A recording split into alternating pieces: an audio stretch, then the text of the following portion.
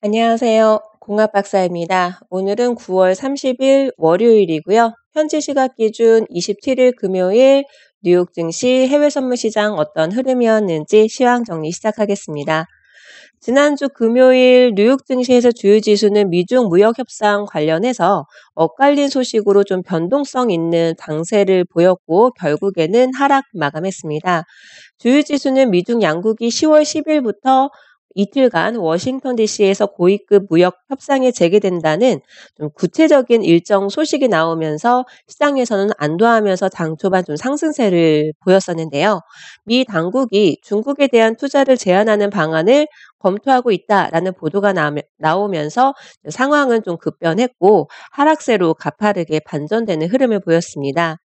중국에 대한 모든 금융 투자를 차단하는 방안이 포함되어 있었는데요.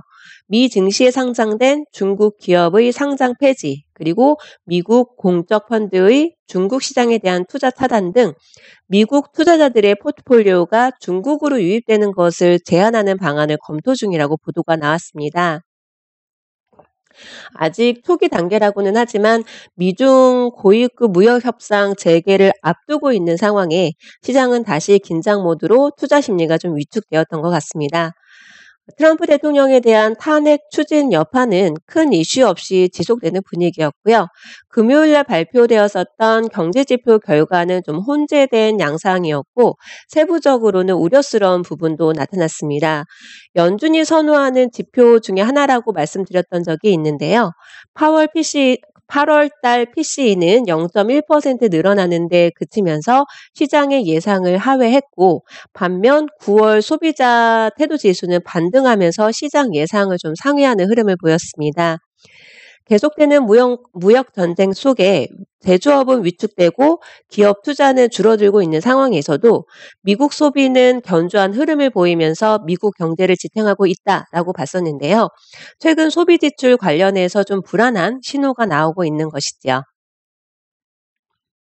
뉴욕 증시 종목별 흐름에서는 좀 기술주가 눈에 띄었었는데요. 화웨이에 대한 판매 감소 등을 이유로 부진한 실적 전망을 발표한 마이크론 테크놀로지 주가가 11% 폭락하고 알리바바는 5.2% 급락하면서 업종별로는 기술주가 1.28% 하락하면서 가장 부진한 흐름을 보였습니다. 요 근래 계속 시장의 그날의 헤드라인 뉴스에 따라서 주요 지수들 등락을 좀 반복하고 있는 것 같습니다. 다우 지수는 0.26% 하락했고요. S&P 500 지수는 0.53%, 기술주 중심의 나스닥 지수 1.13% 하락 마감했습니다. 한편 국제유가는 미국과 이란 제재 해제 논란과 관련해서 좀 엇갈린 소식이 전해졌었죠. 결국에는 롤러코스터장을 좀 보였는데요. 루하니 이란 대통령은 미국이 대화로서 협상 테이블로 나오면 제재를 전면 해제해주겠다라고 말했다. 라고 주장을 했습니다. 미국이 먼저 제재를 전면 해주겠다고 말했어 라고 주장을 했는데요. 이러한 로하니 대통령의 발언이 전해지면서 크루드 오일이 장중 3%가량 급락하는 흐름을 보였었습니다. 하지만 이를 미국이 즉각 반박하면서 좀 반등하는 흐름을 보였던 것 같은데요. 미국 국무부는 근거 없는 얘기야 라고 말하면서 이란 원유 수출을 제로로 만드는 원칙은 변함없다라고 강경한 스탠스를 유지했고 트럼프 대통령 또한 트윗을 통해서 제재를 철회해 줄 것을 이란이 요청을 했는데 나는 당연히 안 된다고 답했다라고 말했습니다. 이렇게 루하니 대통령과 미국과의 주장이 완전히 상반된 모습을 보이면서 결국에는 롤러코스터장을 연상케 하는 그런 움직임을 보였던 것 같습니다. 또한 이외에도 국제유가의 하락 요인으로 작용될 만한 소식들이 속속 나왔고 특히 미중 무역협상 관련한 소식으로 위험자산 투자 심리가 위축된 영향도 있었던 것으로 보여집니다. 지난주 금요일 크루드 오일 검증 영상을 공유 드렸었는데요. 빠르고 가파르게 하락하는 급락 흐름에서 제임스 대표님께 배운 TS 매매 기법으로 매수 진입을 했고 결국은 충분한 수익 구간이 나와 주었습니다. 차트가 다 지나고 나서야 알 수 있는 것이었지만 결국은 이 TS 매수 신호가 가장 저점의 유리한 매수 진입 자리였구나, 변곡 자리였구나라는 것을 뒤늦게 알 수가 있었지요.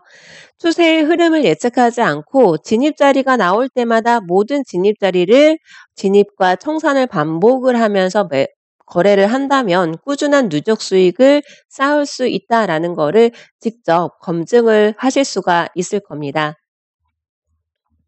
이번 주 그리고 오늘 경제지표 발표 일정 먼저 확인하셔야 되겠죠. 그리고 오늘 10시 45분에는 시카고 구매관리자 지수가 예정되어 있는데요. 이번 주 시장에서는 무엇에 관심을 좀 보이게 될지 관전 포인트 간단하게 한번 요약을 해봤습니다. 우선 첫 번째로는 핵심 변수가 될 수 있을 주요 경제지표 결과에 시장은 촉각을 곤두세울 것으로 보고 있습니다. 이번 주에는 비농업 부문 고용을 비롯한 9월 제조업 PMI와 서비스업 PMI 등 미국의 핵심 경제 지표 발표가 예정되어 있는데요.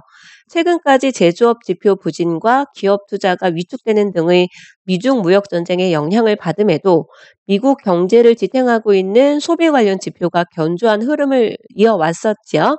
그러다가 지난주부터는 소비지표 관련 우려감도 좀 있는 상황이 되었는데요.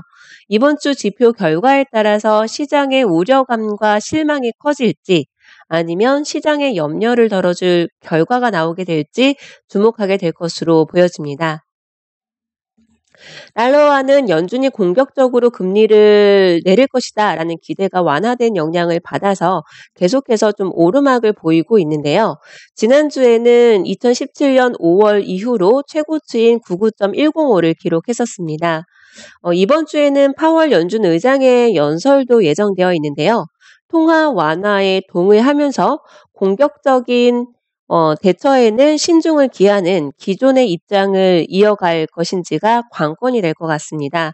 만약에 기존의 입장을 버리고 기존의 입장을 계속 고수할 경우 달러와 반등 움직임도 계속될 것으로 시장에서는 내다보고 있는데요. 그 밖에도 골드 선물 상품의 방향에도 영향을 좀 줄 수 있게 되겠지요. 그리고 이번 주에는 연준 위원들의 연설이 이번 주에도 대거 예정되어 있는 만큼 이들의 공식 발언에 시장도 좀 주목하게 될 것으로 보여집니다.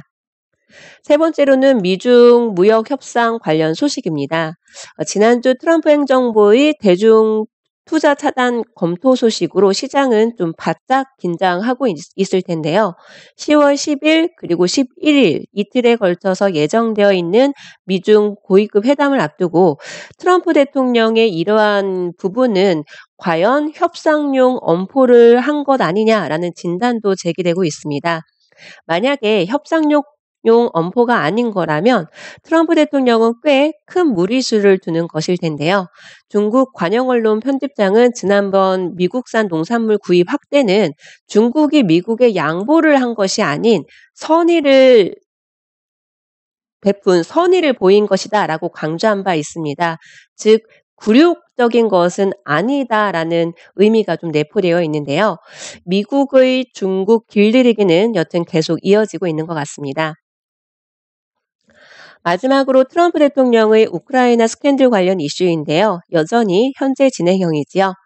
트럼프 대통령은 녹취록의 내용을 설명할 때 자기적으로 단어를 바꿔서 표현한 그 미 하원 정보위원장의 사퇴를 요구했었고요. 트럼프 탄핵 조사가 착수됨에 따라서 우크라이나 의혹에 간접적으로 연루가 된지 여부를 캐기 위해서 핵심 참모들이 줄줄이 조사 대상에 오르면서 정치적 혼란은 좀 불가피할 것으로 보고 있습니다. 이러한 핵심 내용이라고 해야 될까요? 시장에서 촉각을 곤두세우고 있는 부분들 이번 주에 과연 시장에서 염려하고 있는 우려감이 좀 증폭이 될지 아니면 다행이다, 좀 잘 될 수 있겠다 이런 기대감이나 안도감의 한 주간이 될지 한번 지켜봄직할 것 같습니다. 내일은 10월 1일인데요. 내일은 홍콩 국경절로 홍콩 거래소 전 품목이 휴장합니다. 자, 항생지수 거래하시는 분은 참고하시기 바라고요. 현재 시점 크루드 오일 한번 간단하게 점검을 해보도록 할까요? 3분봉으로 그냥 딱 봐도 TW 매수 신호가 나왔거나 이번에 나올 수도 있겠다 이런 게 좀 보일 수 있을 것 같아요. 만약에 TW 매수 신호가 나온 거라면 60분봉 차트상에서는 지금 전체적인 대추세는 매도 추세 중이지만 TF존 살짝 올라가 있는 상태인 거죠. 계속 우하향으로 매도존도 내려오고 매수존도 내려가려면 크게 하락 추세의 강한 매도세가 있어야 될 텐데 만약에 3분봉 기준으로 TW 매수 신호가 나왔고 내가 지금 진입을 하지 않은 상태라면 첫 번째 나오는 신호는 CP 매수 신호가 될 수 있겠지요. 지금 현재는 CP 매수 신호는 나오지 않은 상황인 거고요. CP 매수 신호 이후 직전 후로는 아마 TV 매도 신호도 나올 수가 있을 것 같습니다.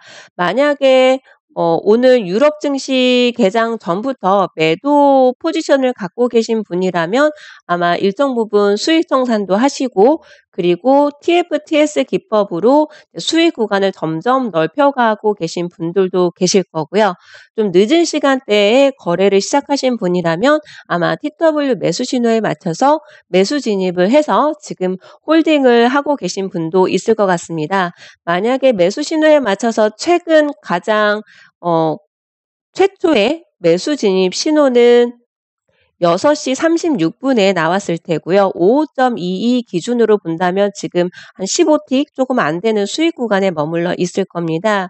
만약에 매수 진입을 한 분이라면은 그래도 시간봉 기준으로의 대추세는 매도 추세가 이어지고 있기 때문에 TV 매도 신호가 나오는 부분을 한번 좀 꼼꼼하게 점검하면서 홀딩 전략이라던가 청산 전략을 다시 한번 생각해 보실 필요가 있을 것 같습니다. 지금 언제 진입을 했느냐에 따라서 매도 포지션으로 수익을 가져가고 계신 분도 계실 거고요. 더 늦게 진입을 하고 거래를 시작하신 분이라면 아마 지금 TW 매수 신호에 맞춰서 매수 진입을 하고 계신 분도 있을 것 같습니다. 어떤 상황이든지 간에 정해져 있다라고 제가 자주 강조를 드렸을 겁니다. 제임스 대표님의 매매 기법은 10초 전에, 5초 전에 알 수 있는 게 아니라 3분 전에, 30분 전에, 1시간 전에도 어떤 진입 신호가 나오게 될지 대략적으로 알 수가 있기 때문에 충분히 차트를 검토하고 진입 준비를 하실 수가 있을 겁니다. 무엇보다도 이번 한 주간도 내가 배운 기술 그대로 원칙 매매에 집중하시면서 이번 한 주간도 꾸준한 누적 수익 쌓으실 수 있는 성공 투자 되시길 응원하겠습니다. 감사합니다.